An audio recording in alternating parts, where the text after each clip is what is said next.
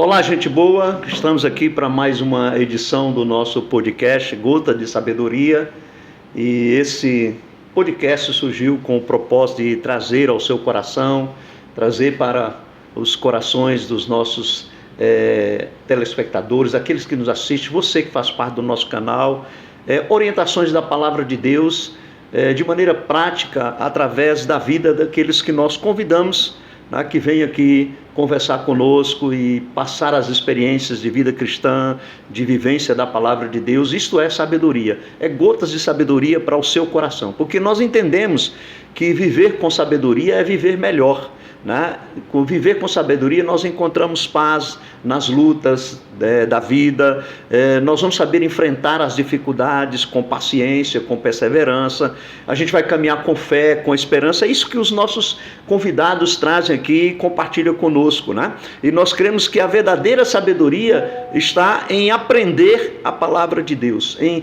vivenciar a palavra de Deus, em colocar em prática a palavra de Deus. E o Gota de Sabedoria tem esse propósito, E nós já queremos chamar você para ser o nosso parceiro. Se você ainda não é inscrito no nosso canal, que você se inscreva, acione o sininho aí, porque a gente tem sempre um material novo, no podcast aí, nós temos, além do podcast no nosso canal, você tem ainda o vídeo semanal, os vídeos semanal do Tempo de Refrigério, que é uma palavra de esperança para o seu coração. A gente traz também alguns materiais dos nossos cultos, músicas, palestras, sermões, Então o canal aí tem muito material. Se inscreva, e ative o sininho.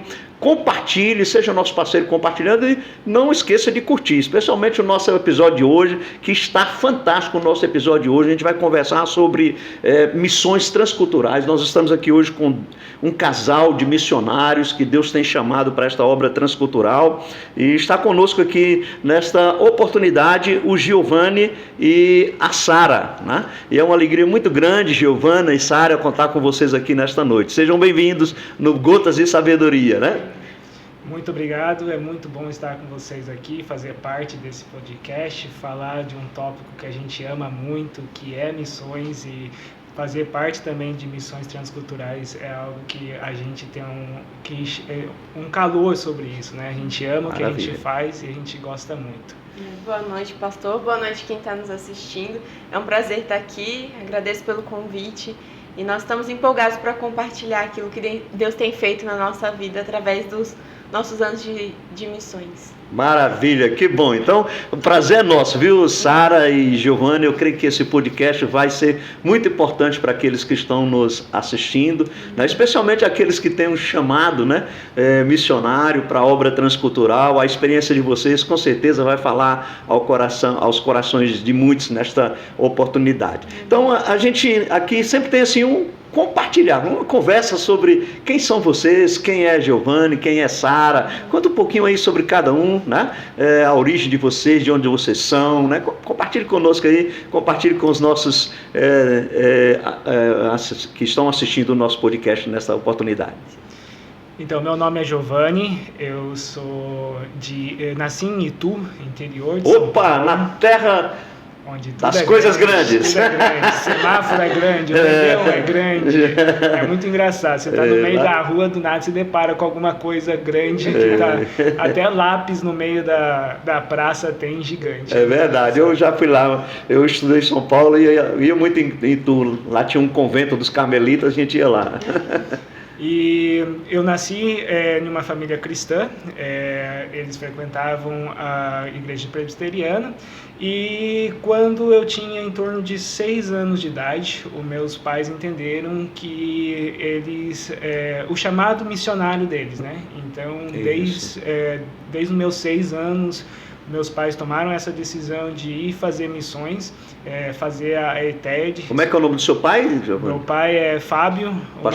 Missionário Fábio. Missionário Fábio e missionário Valéria. Isso. Hoje eles estão em Portugal fazendo missões lá. Olha. São missionários em Portugal. Já tem acho que em torno de uns 6 a 8 anos mais ou menos. Que maravilha. E amam o que fazem também. Já tem em torno de 24 anos que são missionários. E amam o que fazem. Eles já estão há quanto tempo em Portugal? Eles foram para Portugal, já tem... Em Portugal tem 6 a 8 anos. Mas já tiveram em outros campos também? Já tiveram em outros campos também, já tiveram na África do Sul. Na África do Sul. Na África do Sul.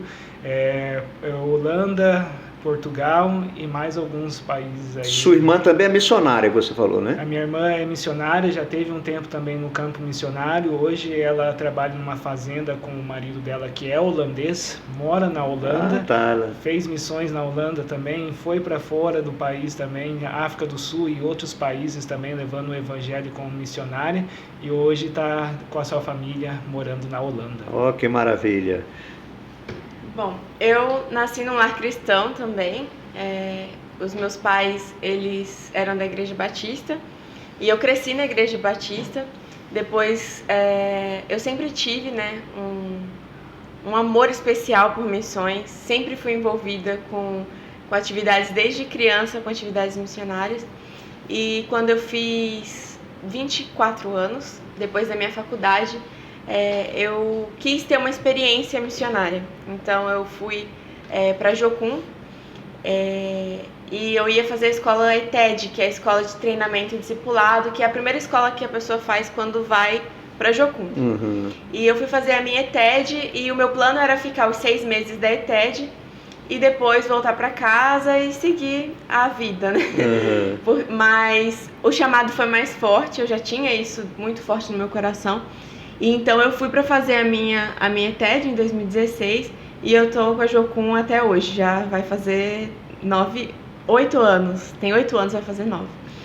E eu trabalhei em missões a princípio eu fui fazer a minha ETED em Jocum Pantanal, que é aqui próximo, né, em Cuiabá. Que é o trabalho de campo, né, que fala de treinamento, né? Isso. Acho interessante também só mencionar o que é a Jocum, né, que é Jovens com uma Missão. Isso. É uma organização missionária que eu e minha esposa trabalhamos e aqui no Brasil tem em todos os estados, mais ou menos, e fora do Brasil ele está em torno de 198 países, se eu não me engano. São. Maravilha. Então, a Jocum é muito precioso. Tem lugar que não, a gente brinca dizendo, tem lugar que não chegou ainda a Coca-Cola, mas a Jocum já chegou. Eu sempre gostei de trabalhar com o Jocumeiro. Jocumeiro é animado, né? Jocumeiro é animado. A gente chamava de Jocumeiro, né? Lá vem o Jocumeiro. Os trabalhos muito bons de campo, de evangelização, né? A escola da Jocum ensina muito, né? Prepara muito. Sim. Mas vem cá, como é que vocês se conheceram aí, né? Como é que vocês se conheceram? Compartilha um pouquinho para nós como é que foi vocês se conheceram. Então, a gente se conheceu em 2016, ela morava em Cuiabá e eu morava em Ponta Grossa, no Paraná. Rapaz. Uma distância boa e bem grande, mas o bom da Jocum é que sempre tem evangelismo em vários lugares. Tá vendo aí, os solteiros vão pra Jocum, tá vendo?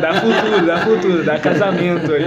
Muitos. E a gente se programou, ela por lá, eu em Ponta Grossa, no Paraná, e a gente foi fazer um evangelismo em Barretos. São Paulo, no maior campeonato de rodeio, né, que eles falam. Isso. Se eu não me engano, é o maior da América Latina. Então, muito famoso, né? Muito famoso, é um evento gigante e a Jocum tem uma parte muito grande dentro desse evento, que a gente se dispõe para trabalhar, e o nosso trabalho é voluntário.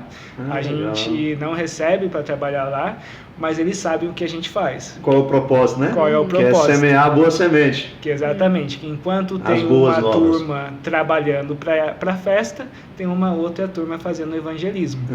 E isso foi, a gente foi em 2016, ela com a base dela, eu com a minha, e a gente se encontrou lá. E a gente conversou, a gente não teve uma amizade, mas a gente se encontrou lá. E em 2017 a gente se encontrou novamente em Cuiabá. Eu fui para a base da Jocum em Cuiabá, onde que ela trabalhava, e de lá começamos uma amizade maior. E em 2018 eu me mudei de vez para lá, e em janeiro de 2018, 24 de janeiro de 2018, a gente começou um namoro. E nisso foi tão rápido, namoro, noivado e casamento foi em menos de um ano. Olha, então, rapaz, o negócio é ligeiro, hein? Nosso casamento foi dia 24 de dezembro, de novembro. Tá, então, com quantos anos de casamento, então? São 6 Vai fazer 6 anos esse 6 ano. anos. E já está chegando a herdeira, né? Sim.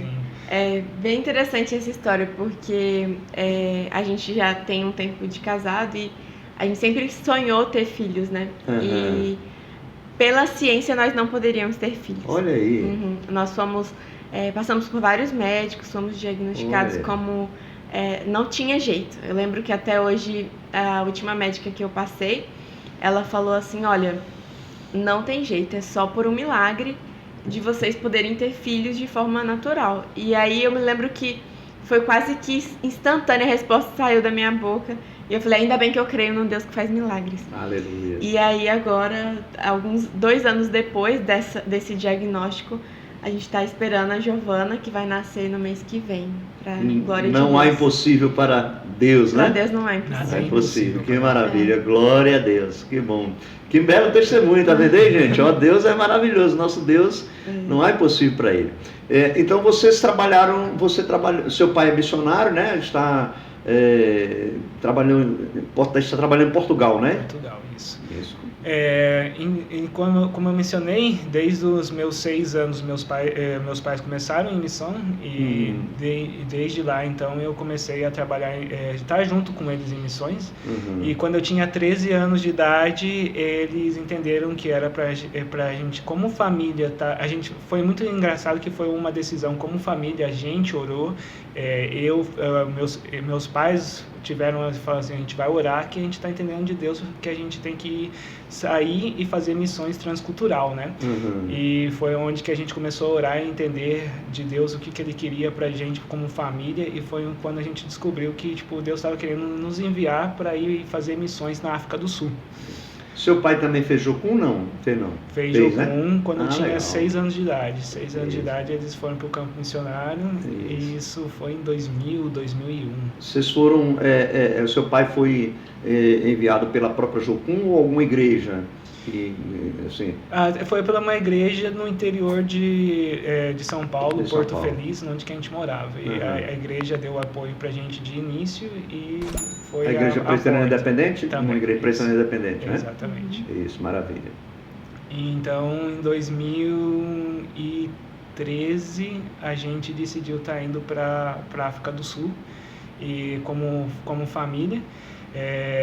De início eles iam ficar 1 ano só para fazer a escola de inglês que eles gostariam de fazer, mas Deus mudou todos os planos e eles ficaram em torno de 10 anos na África do Sul, de 8 a 10 anos morando lá. Isso. E eu fiquei com eles até meus 18, então eu morei uns 5 anos na África do Sul, trabalhando com missões até eu completar 18 anos. Isso. Aí hoje eles estão em Portugal, seus pais? Hoje meus pais estão em Portugal fazendo missões lá.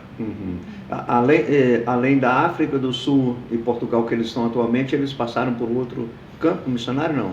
Eles tiveram em vários lugares ali na Europa, já tiveram na Alemanha, eles trabalham com famílias. Tá. E daí o fazendo foco deles, fazendo conferências e tudo mais, então eles já tiveram na Holanda, já tiveram Holanda, Alemanha, e na África do Sul e Espanha também. Legal.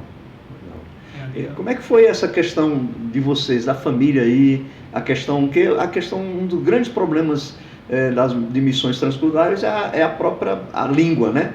Por exemplo, na África do Sul se fala o inglês, não é isso? Sim. O predominante é o inglês. Então, como é que foi essa experiência de vocês saírem, chegar, né? Conta um pouquinho pra gente aí como é que você, naturalmente naquela época você era adolescente, jovem, né? Quando seu pai foi, não é isso? Isso, eu tinha em torno de 13 anos de idade. 13 anos, pré-adolescente. Pré-adolescente. E a África do Sul tem 2 línguas, o inglês e o africano.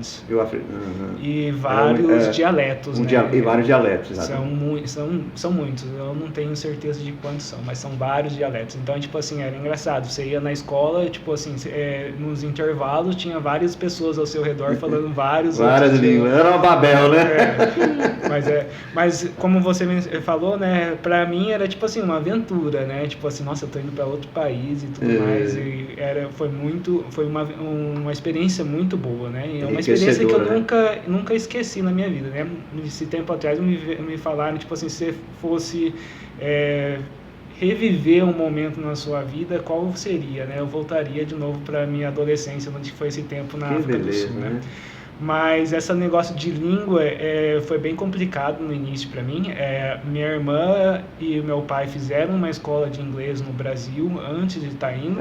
Preparando para ir. Preparo, porque ela já estava indo para o 3º ano na África do Sul. E o meu pai ia passar por aeroporto e tudo mais. Então, mas para mim foi difícil por causa que eu não tinha nada de inglês. Então, tipo assim, eu entrei na 7ª série sem entender nada que as pessoas falavam, professora e tudo mais.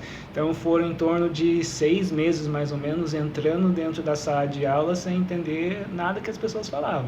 Nem, amigos e tudo mais, era tipo assim, tentar adivinhar o que as pessoas estavam tentando falar. Era mais pelo gesto, né? Era mais pelo gesto e tudo mais. E tipo assim, eu fiz muitos amigos que me ajudaram nessa época, né?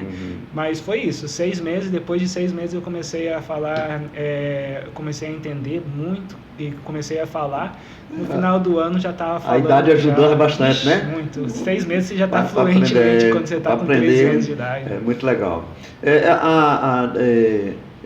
Além da questão da língua, tem a questão também dos costumes, né? De comida. Quais as experiências que vocês tiveram? Tem muita diferença para o nosso país, né? Assim, a adaptação ao aspecto cultural, né? Além da língua, que a língua é um grande desafio para o missionário, né? Mas também tem um aspecto da cultura, né? Como é que foi essa experiência sua? Então, acho que pra gente a maior dificuldade cultural foi a comida mesmo, como você mencionou, né? Eles amam coisas doces na comida deles. Então, tipo assim, o primeiro dia que a gente... Não foi no primeiro ou no segundo dia que a gente chegou já de viagem, a gente foi... Eles têm um refeitório dentro da base da Jocum, né? E a gente foi jantar. E tipo assim, a gente tava com muita fome, que a gente tinha acabado de chegar e tinha um frango assado. E a gente foi comer aquele frango assado e era um frango assado doce. Temperado com canela. E foi já uma experiência bem interessante, já logo de início, né? E como um bom brasileiro, a gente ama o churrasco, né? E as carnes também... mais aqui da região Mato Grosso, Paraná, né? O pessoal gosta de um churrasco. E as carnes deles já são tipo... A carne é prensada já a vácuo com tempero. Então já fica tipo vários tempos já temperada e esse tempero já é doce também. Você então, encontrar uma carninha fresca lá é difícil, hein? É difícil. Então você já tem que ir em açougues específicos já, tipo de culturas diferentes que tem a carne fresca mesmo, né?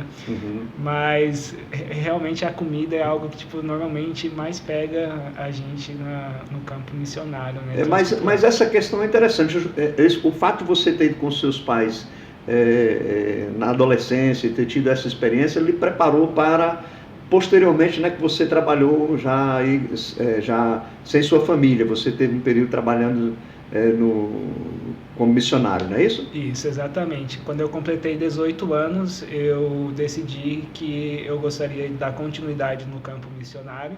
Ao seu chamado. Ao meu chamado, e foi quando eu decidi, por mim, dar continuidade e ser obreiro, né? Fazer a escola de treinamento, que é a ETED, Escola de Treinamento e Discipulado, e eu fui fazer a escola em Amsterdã, na Holanda. Ah, legal. Então tem uma vasta experiência aí, né? Uma vasta experiência. E a escola em si foi 3 meses teórico na Holanda e 3 meses prático, onde eu tive eu poder estar indo em Israel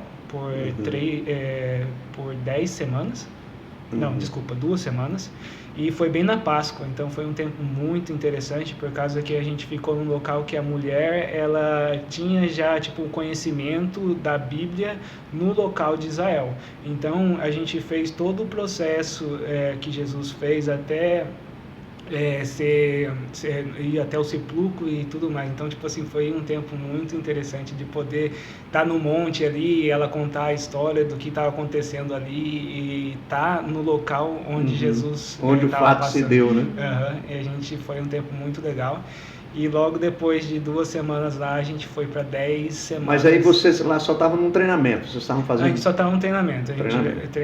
E o prático mesmo foi na Rússia. 10 semanas na Rússia. Isso. E daí lá foi muito interessante. Aí já era uma língua, cultura diferente. Era tipo Privet, Kak de lá, Harachó, minhas avós. Meu amigo! Daí já era inglês, holandês, misturado era russo e várias outras, por causa também várias outras pessoas, missionários que estavam junto com a gente, de outros países também. Então, tipo assim, várias línguas, tudo ali junto.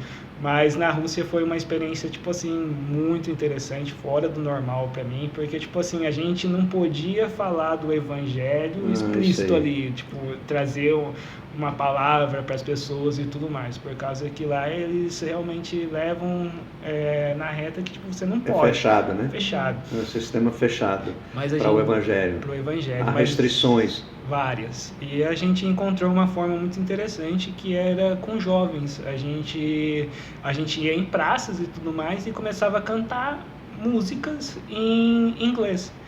E músicas evangélicas, é claro, e foi na onde que, tipo, vários jovens, por gostar da língua inglesa, tipo, chegavam perto da gente, gostariam de estar aprendendo mais da língua, e, tipo, a gente começava a conversar com eles e tudo mais. E, tipo, para onde que a gente ia, a gente falava, a gente está indo para esse local, a gente vai fazer isso, vocês gostariam de ir com a gente? Daí eles falaram assim, sim, a gente quer. Mas a gente não imaginava que eles iam, né?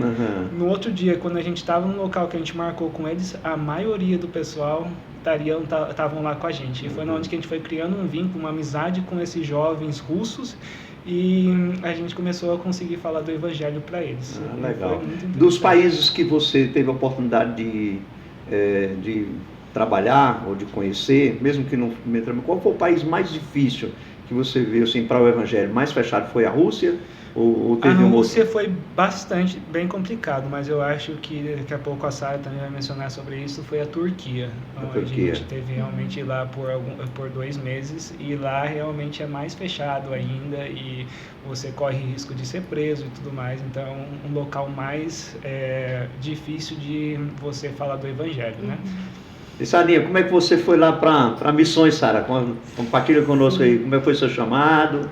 Bom, eu fui para missões logo depois que eu terminei a minha faculdade. Eu me formei em psicologia. Eu sou daqui de Rondonópolis. Legal. A minha família, Rondonópolitana. Sim.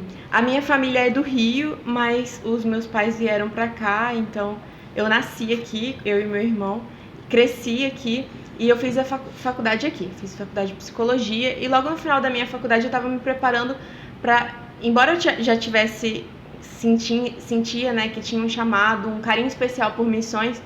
Eu estava me preparando para um curso de carreiras policiais, porque na minha família todo mundo da parte do meu pai é da área militar. Então eu estava me preparando para o curso de carreiras policiais. Só que um dia eu estava voltando de um curso de preparação física e eu comecei a chorar dentro do carro e meu pai, o que está acontecendo? E eu falei, pai, eu preciso viver isso. Eu preciso viver, nem que seja uma experiência missionária, para eu saber como seria.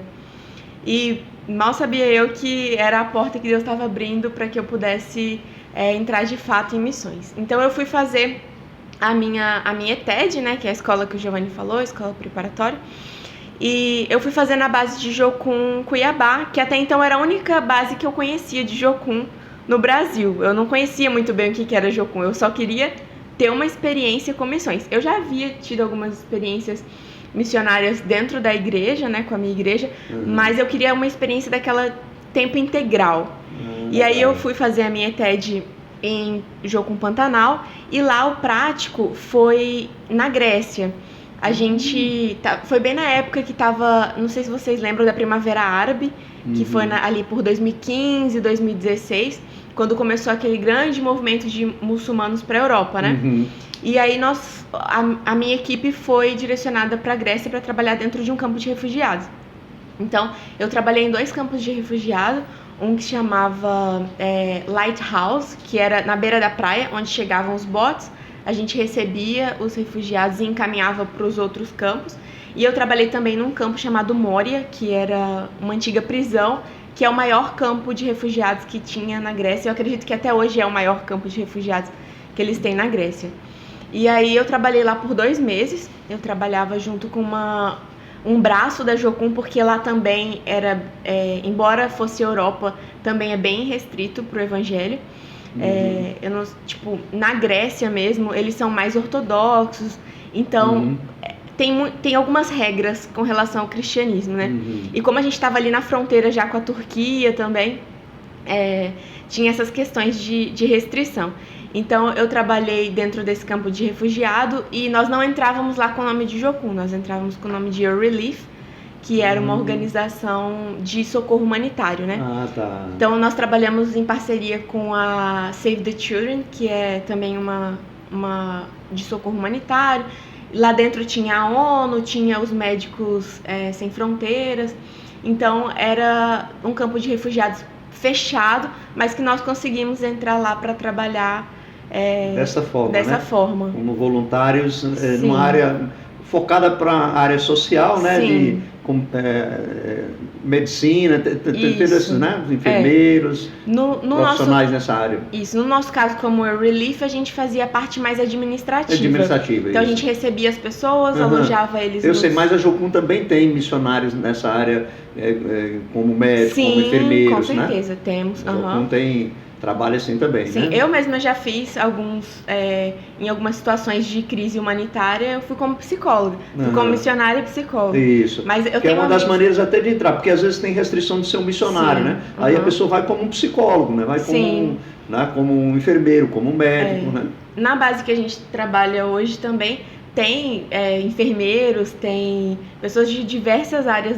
advogados, de diversas áreas de profissão que atuam dessa forma. É interessante, Sara, para aqueles que estão nos ouvindo, né? E tem muitos jovens, muitos irmãos, né, que gostariam de ser um missionário, né? Quer dizer, a gente vê um missionário, psicólogo, médico. Sim. Você pode ser um missionário, né? Com inclusive com a sua própria profissão para servir numa experiência como essa, né, Sara? Exatamente. A Jocum, para quem tem interesse de tempo integral, existe essa oportunidade de você ser um missionário dentro da sua área de atuação, porque um dos nossos princípios é essa questão de atuar nas áreas de influência da sociedade.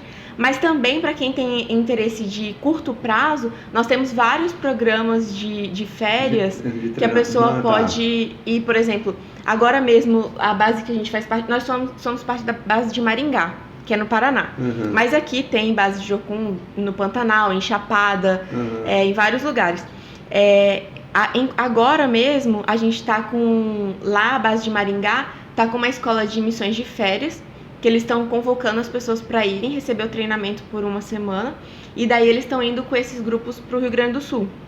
Então, as pessoas podem servir nessa escola com as suas próprias profissões, né? Isso. E não só médico, na necessidade, né? Lá do Rio Grande do Sul agora, com essa crise que nós tivemos lá de cheias e tudo, as cidades se reconstruindo, então o projeto da Jocum é para ir lá assistir as pessoas, né? Nós temos várias bases no momento que já estão lá, que já estiveram e ainda estão. E a gente tem esse programa específico para pessoas que querem receber um treinamento antes de ir. Então, agora em julho vai ter esse 1 semana de treinamento lá em Maringá, e de lá eles vão para o Rio Grande do Sul para servir lá com o que for necessário, né? Mas, assim, voltando para minha experiência de missões transculturais, eu trabalhei, depois que eu voltei da Grécia, eu continuei na Jocum, né? Eu não voltei para casa como era o plano com os meus pais, mas eu continuei lá e eu fui trabalhar com povos ribeirinhos e indígenas. Então eu fiquei 3 anos no Pantanal trabalhando com ribeirinhos e indígenas. Uma experiência legal, né? Incrível. Nossa, foi uma época assim muito boa. A gente levou muitas equipes para dentro do Pantanal. E enquanto eu estava lá do Pantanal, nesses 3 anos, a gente trabalhou com os borós, com os guatós, com vários ribeirinhos e indígenas, né? Tem tribos que falam a sua própria língua, né? Tem. Assim, não falam o português, falam a língua deles mesmo, né? Tem. E tem algumas que falam português, mas falam mais também. Depende da tribo. Eu já trabalhei em tribo em que a maioria só falava a própria língua. Eram só os mais velhos ou os mais jovens que falavam a língua portuguesa, né? E aí, durante esses 3 anos que eu trabalhei no Pantanal, eu senti a necessidade de me aprofundar em conhecimento a respeito de missões transculturais. E a Jocum, ela tem várias escolas de preparação. Então, a ETED é só a primeira escola. Nós temos um presente que Deus nos deu, que é a Universidade das Nações. E legal. Dentro da Universidade das Nações, nós temos cursos em diversas áreas. Então, nós temos cursos em missões transculturais, em aprofundamento de estudos bíblicos. Nós temos cursos até mesmo para pessoas que querem trabalhar com diagnóstico de malária, de outras... os sacerdotes, que são pessoas que já são da área da saúde e querem se aprofundar em missões através da área da saúde. Legal. Tem várias escolas. Assim, você vai encontrar escola em Jocum de todo jeito. O Giovanni, esporte também. Esporte. Ser professor de futebol, levar como futebol como uma ferramenta também. O Giovanni mesmo fez, depois a gente vai falar um pouquinho mais sobre isso, mas quando a gente estava na Inglaterra, o Giovanni fez o curso de documentário e contação de história. Então, tem várias escolas. E eu senti a necessidade de me aprofundar mais em missões transculturais. E aí eu fui para Porto Velho, para a base de Porto Velho, da Jocum de Porto Velho, e lá eles têm uma escola de missões transculturais, que é Introdução à Cultura e Etnolinguística. Eu fiz esse curso por 6 meses, estudando como aprender outras línguas e como trabalhar com missão transcultural, porque é um campo muito delicado, né? Você pode perder uma nação, um povo inteiro por negligenciar coisas fundamentais da cultura deles, né? Então eu fui fazer essa escola lá e também tinha uma parte prática. E a parte prática eu fiz no Amazonas, numa tribo, que eu acho que eu não sei se eu posso falar o nome, mas porque tem algumas tribos que não são permitidas a entrada, né? Mas eu fiz em uma tribo específica lá do Amazonas. Eu trabalhei lá com autorização da tribo, né? Fiquei lá por um tempo. Era uma tribo também que eles tinham muito forte a língua deles, né? Eram poucas pessoas que falavam o português. E aí eu fiquei um tempo trabalhando nessa tribo. E daí depois eu voltei para o Pantanal, para continuar o trabalho lá no Pantanal. Ainda fiquei mais um ano lá antes da gente casar. E aí logo que a gente casou, a gente já foi embora para Inglaterra, para trabalhar na Inglaterra. Aí vocês trabalharam na Inglaterra já casados na Inglaterra? Isso. Na Inglaterra nós... Como foi o trabalho de vocês na Inglaterra? A Inglaterra também está muito difícil também para pregar o evangelho, né? Muito difícil. Os muçulmanos invadiram a Inglaterra. A gente foi para a Inglaterra em 2019, logo depois que a gente casou. A gente casou em 2018. No interior ou na capital? No interior, né? A gente ficou na cidade de Harpenden, que fica 20 minutos de Londres. 20 minutos, pertinho. Região metropolitana de Londres. Região metropolitana. E a gente foi para a Inglaterra para a Sara aprender o inglês, né? Eu já falava por ter morado na África do Sul. E ela gostaria de ter essa ferramenta de falar o inglês, então a gente decidiu estar indo para a Inglaterra por causa que tinha uma escola de 3 meses que daria essa ferramenta para ela, né? A gente foi para ficar 1 ano, mas quando a gente aplicou para o nosso visto, para a gente ter 1 ano de visto, eles nos deram 2 anos. A gente não sabe o motivo, mas a gente entendeu propósito de Deus, né? Propósito de Deus. É coisa que só Deus faz. Uma coisa interessante, assim, eu fui para aprender o inglês porque, como eu trabalhava com povos indígenas e ribeirinhos, a gente recebe muita equipe de fora do Brasil. Tem muitos missionários que vêm de países de língua inglesa, ou então de países que têm outras línguas, mas que têm o inglês como língua ponte. Então, como eu estava... muito intensamente nesse ministério, eu precisava me comunicar com as pessoas que estavam vendo servir e somar com a gente. E aí a gente orou e entendeu que era tempo de aprofundar na língua inglesa, né? E nós fomos para a Inglaterra. E Ela é uma ótima tradutora, já traduziu vários aqui no Brasil também, vários amigos americanos que vieram e ela pode estar traduzindo e ser uma bênção também para a vida de pessoas usando nessa vida, Exato. essa ferramenta, né? E então ela fez a escola de inglês, foi três meses em Harpenden, e logo quando ela terminou, né, quando a gente estava trabalhando lá, né, ela pegou experiência e depois disso ela teve a parte prática num café. A base da Jocum tem um café dentro da organização onde a gente trabalha, que é aberta para o público. Então ela teve a oportunidade de estar trabalhando como, recebendo pedidos e tudo mais. Então as pessoas vinham, pediam o pedido em inglês e ela já estava tendo ali já a imersão já dentro da língua e podendo dominar a língua. Tinha que aprender, não tinha opção. E esses tipos de cafés, eles são um propósito evangelístico, né? Sim. Conta pra gente, é interessante isso, né? Que a Jocum tem muito dessas atividades, né? Assim, quer dizer, até para quebrar determinadas barreiras, né? Porque às vezes você abre ali um templo e começa a pregar aquele tradicional, fica difícil, né?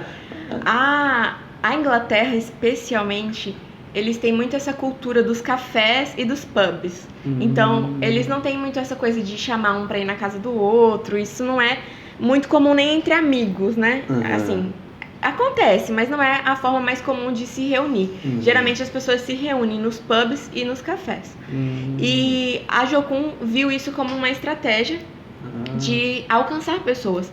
Então, dentro da base tem uma cafeteria normal, como uma cafeteria que atende ao público, atende as pessoas, né? Sim, aberto ao público durante todo o tempo de funcionamento. E lá as pessoas podem trabalhar, tem espaço para eles trabalharem, tem espaço para eles conversarem, mas tem essa veia evangelística. Então, sempre tá tocando uma música cristã. Exatamente, é a estratégia, né? E é tão legal porque, assim, a gente que trabalhava no café tem os clientes fixos. Tem as pessoas que se acostumam, como é da cultura do povo, eles escolhem um café e um pub para adotar, para chamar de seu. A mesinha dele ali, né? Bem tradicional, o inglês é assim, né? Sim, eles são bem tradicionais. Então, as pessoas que frequentavam aquele café, geralmente eram as mesmas pessoas. Então, a gente tinha essa oportunidade de criar vínculo com elas. Né? Então, e a partir daí, a porta estava aberta. Estava aberta. Então, a gente já teve situações assim, de pessoas que iam para lá e o inglês, assim, no geral, ele é uma cultura um pouco mais distante, né? Então, algumas pessoas se sentem muito só. Então, eles iam pro café, aí eles conversavam com a gente, ficavam lá, às vezes ficavam horas lá no café e a gente tinha a oportunidade de conversar. Até teve uma situação bem interessante que aconteceu quando eu estava lá. Uma senhora que era bem sozinha, ela ia sempre ao café, ela era cliente recorrente do café. E um dia ela estava numa depressão profunda e ela foi lá pro café e ela decidiu que o ambiente era o lugar que ela gostaria de morrer e ela queria tirar a vida dela lá. Então ela foi. Experiência, hein? Pois é, ela foi pro café, como ela ia todos os dias, tomou o café dela. Mas foi decidida a tirar a própria vida. E aí a base lá da Inglaterra onde a gente morava tem um jardim muito grande, é muito bonito, é um lugar muito bonito. Então ela foi pro jardim que tinha na lateral da cafeteria e começou a tentar tirar a própria vida. E aí as pessoas que estavam trabalhando, os missionários que estavam trabalhando, perceberam que tinha alguma coisa estranha e foram até ela. E aí, graças a Deus, deu tempo de socorrer. Então eles socorreram ela. E aí começou um trabalho mais intensivo especificamente com essa moça. E aí a gente convidou ela, se ela gostaria de ser voluntária no café, de caminhar mais próximo com a gente, porque ela se sentia muito sozinha, essa foi a queixa dela. E aí ela foi trabalhar com a gente no café e durante esse processo de estar ali trabalhando com a gente como voluntária, ela se converteu. E até hoje, quer dizer, agora eu não sei porque a gente saiu de lá já tem um tempinho, mas até o dia em que eu saí da cafeteria, ela ainda estava lá trabalhando como voluntária. E você vê assim, totalmente diferente. Uma pessoa totalmente diferente daquela pessoa que nasceu de novo. Uma nova vida, então, nova perspectiva. É a obra de Jesus que ele diz lá para Nicodemos, né?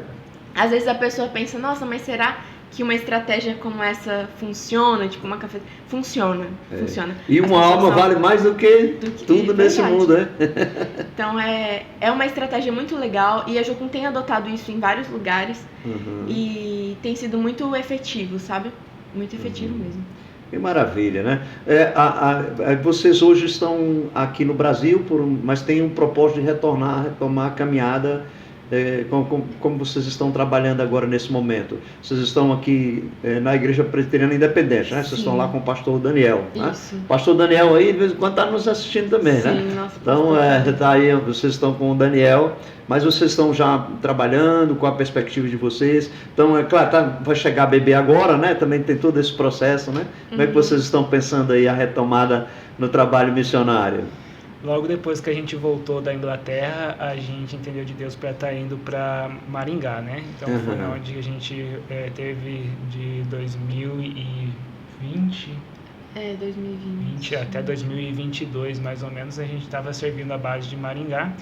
E a gente entendeu de Deus para estar voltando novamente para a base de Maringá. A gente ainda não sabe, provavelmente em torno de janeiro do ano que vem, a gente vai estar voltando para a base de Maringá e estar trabalhando com o pessoal de lá. Então, agora a gente está esperando a gravidez passar, a Giovana ter aí pelo menos uns 4 meses de idade. Para o bebê... a desenvolver um pouco e retomar a caminhada, né? Antes da gente, quando a gente saiu da base de Maringá, nós saímos porque nós fomos para servir a Jocum em Portugal também, junto com os pais dele. Ah, tá. Vocês ficaram um período em Portugal também? Sim, nós ficamos em Portugal o ano passado, nós fomos para lá no final do ano e nós voltamos agora no começo do ano que nós voltamos para o Brasil. Ah, tá. Devido às questões da gestação e tal, e também nós entendemos que era tempo de voltar.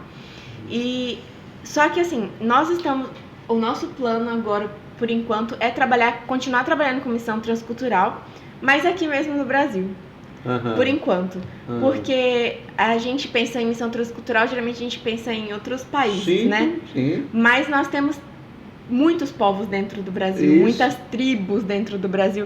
E não só tribos indígenas, mas nós também temos muitas tribos urbanas dentro do Brasil. Exato. E uma das que a gente tem trabalhado recentemente é com essa tribo do rodeio, né? Que é uma coisa muito forte. Foi algo que a gente trabalhou em Maringá e algo que a gente está voltando para trabalhar agora, que é com o pessoal do rodeio e também dos esportes. O Giovanni, ele tem um dom de esportes, ele se dá muito bem com esportes, então é uma das ferramentas que a gente tem usado. Lá dentro da base a gente tem uma quadra de beach tênis, vôlei, e futevôlei, e é um lugar onde, assim, chama muita gente. Então, por enquanto, a nossa perspectiva agora é trabalhar com essas tribos urbanas aqui no Brasil mesmo, né? A gente tem sentido que esse é o direcionamento que a gente tem recebido de Deus. Sara, você falou aí da sua experiência de missões aqui com os povos ribeirinhos, conta uma experiência interessante das tribos. Se tem alguma experiência que você poder compartilhar com a gente aí? Nossa. Alguma coisa que marcou você? Né? A chegada, né? Tem bastante. Nossa, é até difícil escolher uma porque é inexplicável. Assim. Em termos de alimentação, você teve alguma coisa interessante assim? Em termos de alimentação com os índios? Quando você pensa em uma, eu vou dar uma rapidinho. Tá, a gente foi visitar um povo ribeirinho, né? A gente estava com uma equipe de Caxias do Sul. Eles vieram ter um tempo na parte prática da escola da ITED que eles estavam fazendo e foram passar 2 meses com a gente. E a gente levou eles para uma imersão lá no povo ribeirinho. E a gente já começou uma experiência muito da hora. A gente chegou, eles tinham acabado de matar a galinha pra gente, eles iam fazer galinha no almoço, então eles têm criação de animais, isso é normal da criação deles, né? E daí um cara que era responsável ali chegou e falou assim, vocês já tiveram experiência de comer carne de jacaré? Ninguém da gente tinha, né? Então ele falou assim, então hoje vocês vão ter. E vocês vão ter a experiência de caçar o jacaré, né? Então a gente já misericórdia! Todo mundo animado, né? Se vocês não vão só comer, não vão caçar o jacaré. Caçar o jacaré. E eles tinham um lago onde que eles criavam peixes e tudo mais, e tinha pato, tinha várias coisas em volta, e tinha um jacaré que estava comendo os animais que eles estavam criando. Tá. E as crianças iam pescar em volta desse lago e eles estavam com medo de jacaré poder atacar uma criança, né? Então a gente terminou de almoçar, né? E ele falou assim, antes do almoço eu quero só falar para vocês, ó, almoçam aí, eu já coloquei a isca e daqui a pouco, depois do almoço, vocês vão lá e vocês já vão ver o que vai acontecer, né? E ele pegou, tipo, a parte da galinha e jogou em cima de uma árvore e ficou flutuando, tipo, em cima da água, só a parte amarela. As entranhas da galinha. Tipo assim, não dentro da água, mas só em cima, assim, só pingando. E a gente foi e almoçou, né? Depois do almoço ele chegou e falou assim, vamos lá. Quando a gente já estava chegando perto, a gente já viu a linha esticada já e o jacaré girando, debatendo. Aí a gente chegou, ele puxou a linha, já acertou o jacaré e já pegamos, já corta o rabo, já abre o rabo ali, a parte mais onde que tem o filé mesmo do jacaré. E a gente comeu jacaré frito naquele mesmo dia. Que coisa boa, né? Aprendeu a comer carne de jacaré, ó. Eu tive várias experiências, assim, porque eu fiquei bastante tempo trabalhando com povos indígenas, assim, né? Mas uma das que me marcou foi o dia que eu tive que lutar, ou melhor, jogar futebol pela minha comida. A gente tava numa tribo lá no Amazonas, e eu não sei nem se eu já te contei isso. Foi na época do meu prático da escola transcultural. E nessa tribo, eles tinham esse costume de fazer um campeonato de futebol. Tinha o masculino e o feminino. E na época que a gente estava nessa tribo, foi uma época de escassez, era uma época que estava na época da estiagem, então tinha bem menos alimentação do que na época da chuva, né? Porque na época da chuva o rio subia, era mais fácil de pescar, peixe, né? Era mais fácil de caçar, e era uma tribo que vivia dessa cultura, da plantação da mandioca, da pesca e da caça. Basicamente era isso. E aí é lógico que como a gente levou uns biscoitinhos, uma coisa assim, mas era coisa pouca, não dava pra carregar muito, porque era uma viagem muito longa. Pra ter noção, a gente viajou 9 horas de barco pra chegar até o início de uma parte da floresta, e daí a gente fez mais 5 horas de caminhada até chegar na tribo. Então não dava pra carregar, na aldeia, não dava pra carregar muita coisa. Então a gente foi mais com a roupa, tipo 1 ou 2 peças de roupa pra passar todo o tempo lá. Lavava roupa na beira do rio mesmo. E tava meio que essa época de estiagem, então não tinha tanta abundância de alimento. E aí eles fizeram um campeonato que ia funcionar assim: quem ganhasse ia ganhar um escaldado de pato. E fazia muito tempo que a gente não comia carne, porque como tava nessa dificuldade de caça e de pesca, a gente tava vivendo basicamente das frutas que tinham lá, farinha de mandioca, né? Era farinha com água, farinha com açaí, farinha pura, farinha com açúcar, era o que tinha. E aí tava todo mundo muito empolgado pra essa competição, porque eles tinham conseguido esse pato, era mais de um pato, né? E iam fazer esse escaldado pro time campeão. E aí me colocaram num time e as outras meninas da minha equipe também, né? E aí a gente foi jogar. Só que as meninas lá jogavam muito bem, as indígenas, né? Mas e a gente, legal. né? Os missionários lá que não sabiam jogar nada, não tava passando vergonha. Óbvio que o meu time perdeu.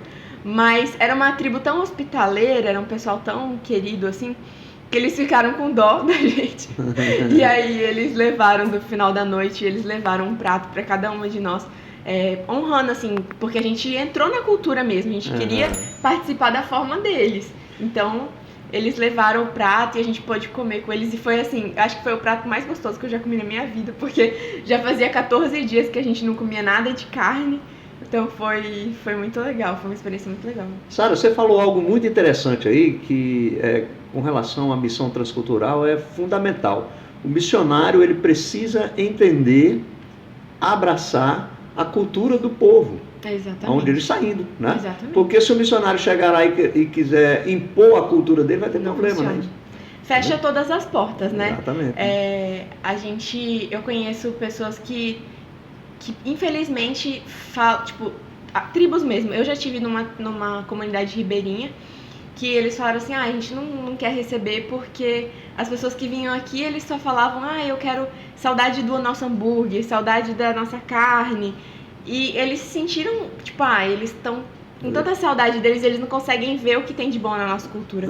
E eu acredito, pastor, fielmente, que Deus deixou coisas dele, do caráter dele, de quem Deus é em cada cultura. Então a gente precisa procurar isso, procurar esses elos de ligação, né? Isso é a virtude, você chegar numa cultura, né, e conhecer aquela cultura, abraçar aquela cultura, extrair o que tem de bom daquela cultura, né?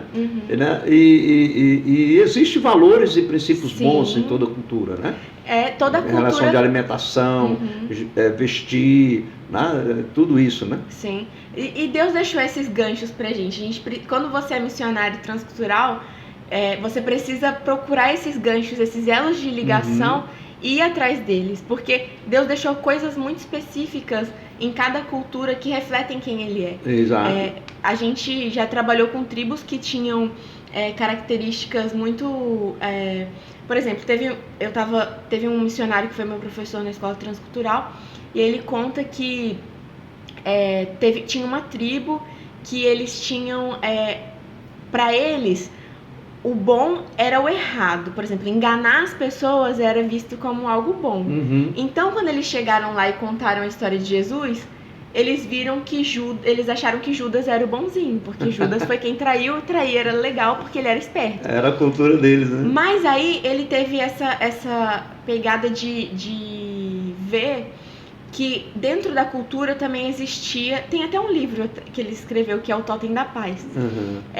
Ele viu que dentro da cultura tinha essa criança de paz, que era uma criança que, quando eles estavam com as tribos brigadas, eles usavam essa criança de paz para trazer a união. E aí ele ensinou essa criança de paz como sendo... O reflexo de Jesus, que era aquele que trazia... Uma figura, né, da pessoa de Jesus, né? Então, e aí ele foi simbolizando isso e trazendo para dentro da cultura, e dessa forma eles conseguiram entender o Evangelho. Então a gente precisa buscar dentro de cada cultura, né? Esses ganchos que o próprio Deus deixou para poder apresentar o Evangelho de uma forma que seja entendível, né, dentro da cultura e que faça sentido para eles. Legal. E você chegar num lugar e tentar impor a sua cultura, o culto tem que ser dessa forma... Às vezes não vai funcionar. Ou então você não receber algo que eles têm para te oferecer. É complicado. A gente precisa... A questão da missão transcultural é muito interessante, né? Porque tem alguns países cujos missionários têm muita rejeição, porque eles querem impor a sua cultura no país onde ele está chegando. Isso levanta uma barreira, dificulta, né? Muito grande. Tem uma história muito interessante de um missionário americano, né, que foi trabalhar na Índia, na África, e a história dos abacaxis, né? Assim, para resumir, porque senão vai ficar muito longo, né? Ele chegou, mas ele era muito grosso, e queria impor a cultura dele, tinha muita dificuldade com a cultura, de evangelizar os nativos por causa desse perfil dele não... E aí ele foi nos Estados Unidos fazer um treinamento e lá ele gostava muito de abacaxi. E ele levou abacaxi para a tribo, né? E plantou abacaxi. Só que aí ele chamou o nativo e mandou o nativo plantar. E o nativo foi e plantou.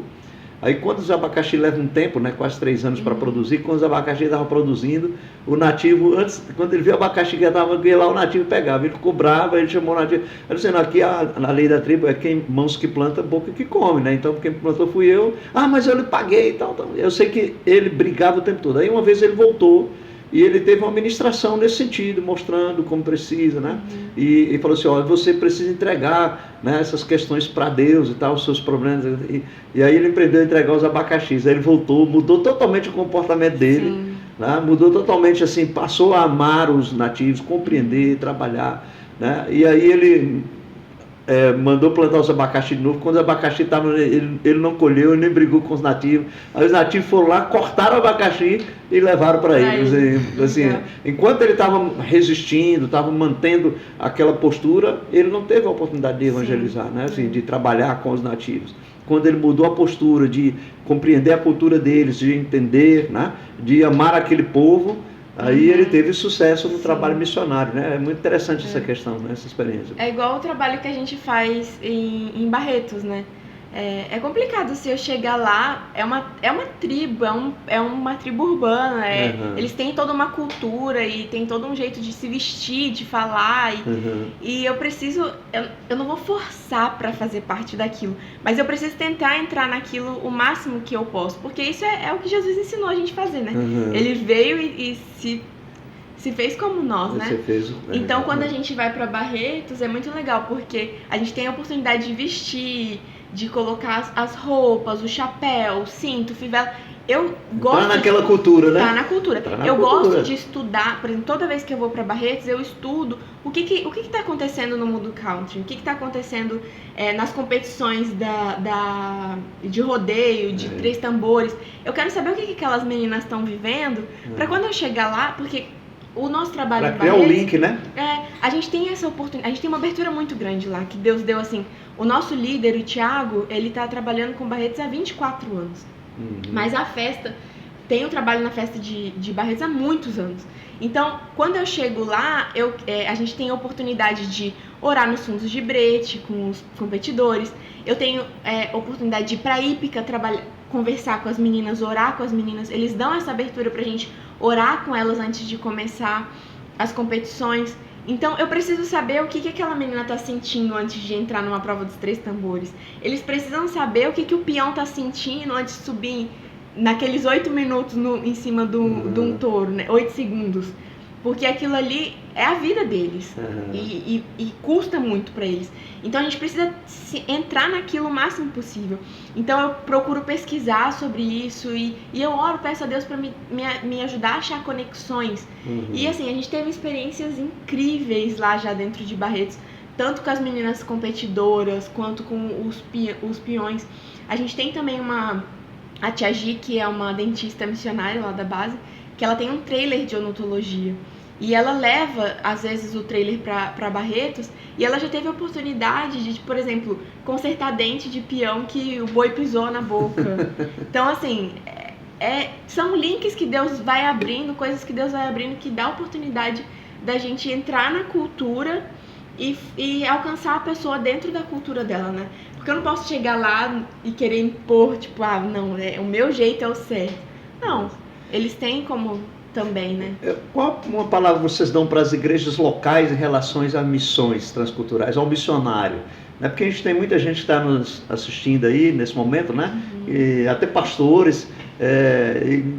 Como que a igreja local ela pode se envolver, né, com o trabalho de missões transculturais? É claro que cada denominação, por exemplo, a denominação nós presbiterianos, a gente tem uma junta de missões transculturais, que nós também temos missionários que enviamos para o Brasil todo. A gente tem missionários como o da Jocum, né? Alguns missionários que são independentes, né, que vão, né, ali para o trabalho missionário, mas o que vocês diriam para uma comunidade local, né, uma igreja local com relação ao trabalho missionário, né, transcultural, trabalho missionário, né? Dá uma palavra aí para uma...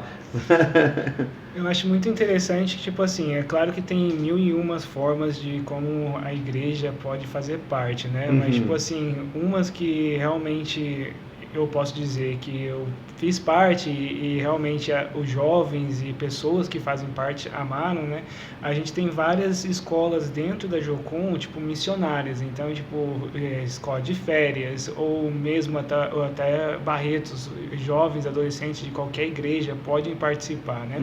Então, tipo, eu acho que o interessante é você entrar dentro de um evangelismo desse, fazer parte de algo como isso, né? Então, tipo, fazer uma escola de férias dentro da Jocum, por exemplo, eu já vi jovens que entrou de uma forma e saíram totalmente de outra forma, e, tipo assim, entendendo que o que Deus falou com ele foi tão intenso que mudou em menos de 2 semanas que ele teve lá, mudou a vida dele. Então, tipo assim, e depois disso ele teve a oportunidade de ir para a rua, fazer evangelismo e falar, eu cheguei desse jeito, Deus me transformou e pode transformar a sua vida também. Então, ele chegou de ter essa experiência e evangelizar outras pessoas também. Legal. Então, assim, por exemplo, se uma igreja local, ela pode convidar uma base da Jocum para vir dar um treinamento de missões. Sim, na igreja local, pode. Né? Onde vai despertar naquela igreja o interesse, o envolvimento com missões. E é até interessante que isso aconteça, porque a Jocum é uma agência missionária, mas nós prezamos muito E ela é interdenominacional, vamos deixar isso, né? A Jocum é interdenominacional, ela serve a todas as denominações. Sim, e como o pastor estava falando, eu acho assim, se eu pudesse dizer algo para a igreja, para as comunidades, é que vejam o missionário como parte da igreja. Nós somos parte da igreja. Isso. Nós não somos, nós somos um corpo. Não dá para você pegar a mão, jogar e deixar lá no campo, né? Nós somos parte da igreja. Verdade. Então, eu acho que se eu pudesse dizer algo para a comunidade, graças a Deus a gente tem o privilégio de fazer parte de uma igreja que entende missões, né? Que apoia em oração, apoia financeiramente, apoia espiritualmente mesmo. Mas assim, cuidar daqueles que enviam, né? Seja pela Jocum, seja pela própria denominação, porque o campo ele já é um lugar um pouco solitário. Exato. E se a gente não sente essa cobertura da igreja de tipo, eu sou parte de uma igreja, eu sou parte de um corpo, isso faz toda a diferença. Hoje eu posso dizer assim, graças a Deus eu me sinto parte de uma igreja e eu tô fazendo o meu trabalho, por mais que eu esteja longe da minha igreja local, por muitas vezes, mas eu sei que eles estão comigo. A gente agora... Recebeu uma cartinha, uma ligação, uma mensagem, olha, estamos orando por vocês, estão precisando de alguma coisa, estão precisando de oração por alguma coisa. E isso isso faz toda a diferença para o missionário estar no campo. Mandar uma ofertazinha também abençoada. É importante. Mandar uma oferta abençoada também, né? Mas é engraçado, pastor, porque eu já vi muitos missionários saírem do campo, não por falta de dinheiro, mas mais por falta de suporte mesmo. Exato. De se sentir parte de alguma coisa, de falar assim, nossa, eu não tô sozinho. Eu tenho alguém que tá segurando as cordas enquanto eu tô descendo para um lugar onde a pessoa, para resgatar, né, o perdido. Eu acho que a igreja também faz esse papel.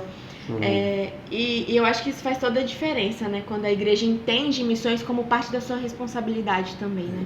Então, uma palavra aí para os pastores, né?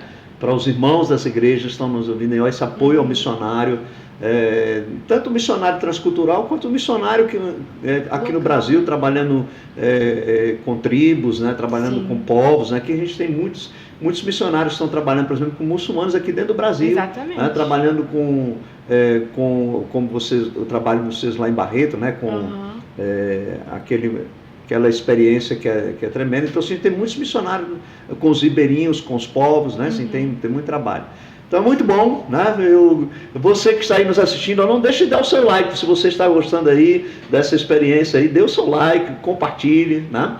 E se inscreva no nosso canal, é muito bom. Nós já estamos chegando ao final do nosso podcast e é uma alegria muito grande. E gostaríamos que nesse momento vocês deixassem uma palavra para aqueles que estão nos assistindo aqui, uma palavra de incentivo, uma palavra de apoio com relação a missões, ou mesmo uma palavra que Deus colocar no seu coração para edificar, porque é a gota de sabedoria para você semear uma palavra de sabedoria para os nossos ouvintes. Fique à vontade aí para vocês fazerem isso.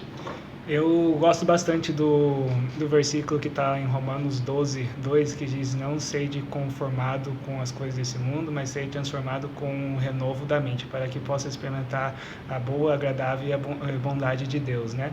E realmente você não se conformar com as coisas desse mundo, mas sim ter a Bíblia e ser renovado pela palavra de Deus, que somente a palavra de Deus pode transformar a vida de uma pessoa.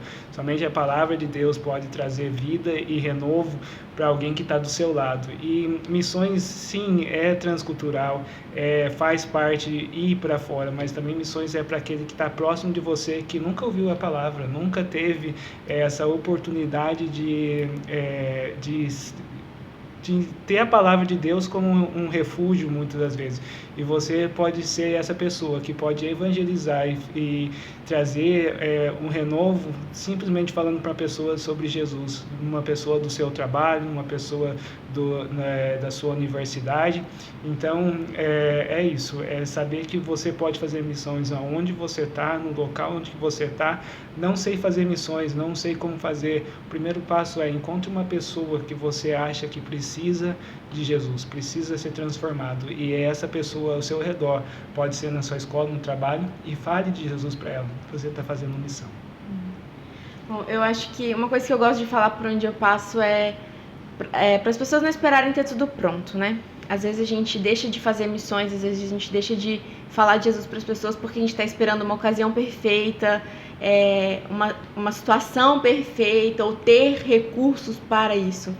E uma das coisas que eu gosto de falar sempre por onde eu passo é que caminhe com o Senhor, escute a voz dele e dê passos de fé. Porque quando você começa coisas novas, o Senhor, ele vai te dando um suporte no decorrer da caminhada. E uma outra coisa que eu acho muito importante é assim, algo que eu tenho aprendido ao longo dos anos. A mensagem do Evangelho ela é imutável, né? A mensagem é a mesma. Independente do ano, independente da cultura, a mensagem do Evangelho ela é imutável. Mas os métodos não. Os métodos, eles podem ser adaptáveis, eles podem ser adequados ao ambiente em que você está. Então, ore pedindo a Deus para que te dê sabedoria, para que te dê entendimento, direcionamento, para que você seja efetivo onde você está. Jesus, ele deixa um exemplo muito claro, né? Quando ele vai falar com Nicodemos, ele fala numa linguagem de alguém que entendia a lei. Quando ele vai falar com a mulher samaritana, ele fala com alguém que estava dentro da cultura samaritana. Quando ele vai falar com o cego, ou com o paralítico que estava lá no tanque de Betesda, ele fala numa linguagem que eles vão entender. Então, a mensagem é a mesma, mas o método ele pode ser adaptável, você pode usar estratégias dentro das culturas. E peça a Deus essas estratégias para que você alcance a todos, né? Eu gosto muito de quando Paulo fala assim, fiz-me de tudo para com todos, para fim disso alcançar alguns. Então, eu acho que a gente precisa ter mais essa visão de entender que a gente pode se adaptar e o Evangelho pode ser pregado em todos os lugares e levado a todas as culturas, né? Cumprir o nosso ID, né? Cumprir o nosso Muito ID. Bom, Deus abençoe a vocês, né? Prazer muito grande tê-los aqui. Chegamos ao final do nosso podcast e nós sempre damos uma lembrancinha para os participantes. Então aqui está uma lembrancinha para você, irmã Sara, aqui está uma lembrancinha para você, irmão Giovanni, que Muito Deus obrigado, abençoe. Né? Muito bom tê-los conosco, né? Muito obrigada. Uau, que legal. Muito lindo. Obrigado. Você que está nos assistindo aí, muito obrigado. Não saia sem dar o seu like, né? Se você ainda não é inscrito, se inscreva no nosso canal, seja nosso parceiro, ative o sininho aí e compartilhe, né? O nosso vídeo vai ficar aí no canal, né? Esse episódio vai ficar no canal e você pode compartilhar para que outras pessoas tenham acesso. E Deus abençoe, um grande abraço e até o próximo episódio.